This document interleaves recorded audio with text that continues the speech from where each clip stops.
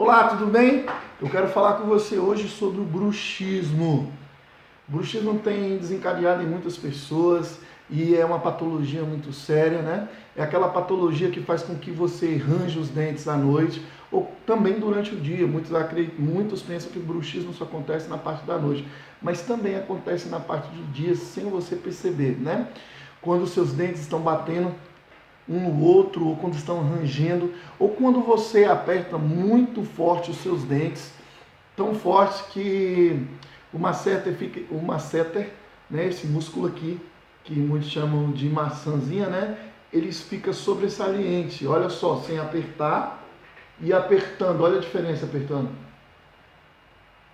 Como o músculo vem para fora. E essa tensão vai gerando dor, vai prendendo aí a mandíbula e vai fazendo também com que seja gerado um desajuste mandibular, sendo necessário ajustar tudo isso, né? O bruxismo ele pode ocorrer por diversos fatores, não tem um fator certo para que se diga que esse é o fator que acontece o bruxismo. Pode acontecer por meio da psicossomatia, por meio da parte emocional, como estresse, correria do dia a dia, raiva, e aí quando você vai dormir, a sua mente está ali trabalhando, e quando ela pega, ela pensa em algo que aconteceu, então a forma da mente se expressar, aí talvez é travando os dentes ou fazendo com que os dentes fica batendo um com o outro. Isso vai gerar desgaste nos dentes, vai quebrar os dentes, né? Vai quebrar implantes, vai quebrar obturações, vai desgastar o esmalte dos dentes. Você vai amanhecer com a boca doendo, né? A parte da mandíbula doendo. O bruxismo também, devido à musculatura, está ligado com a musculatura aqui da parte occipital, aqui da cervical, aqui no finalzinho. Também pode gerar tensão nessa parte da cervical, onde vai gerar dor de cabeça, vai gerar um desconforto, também pode gerar aí dores aqui no globo ocular, nessa musculatura, aqui também na fronte, aqui gerando também essa dor.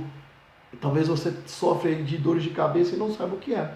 Você acorda de manhã cansado, com a boca cansada, parecendo que pastigou a noite toda. Isso é bruxismo.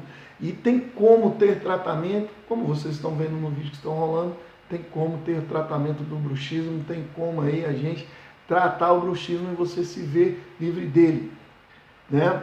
Não só ajustando a parte óssea, como aliviando também a parte muscular e necessariamente também tendo todo um tratamento psicológico aí com especialista ou psicanalista para ver se tem algum fator de desordem emocional, beleza?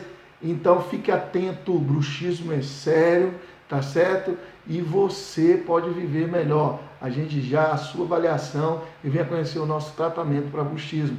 Até mais!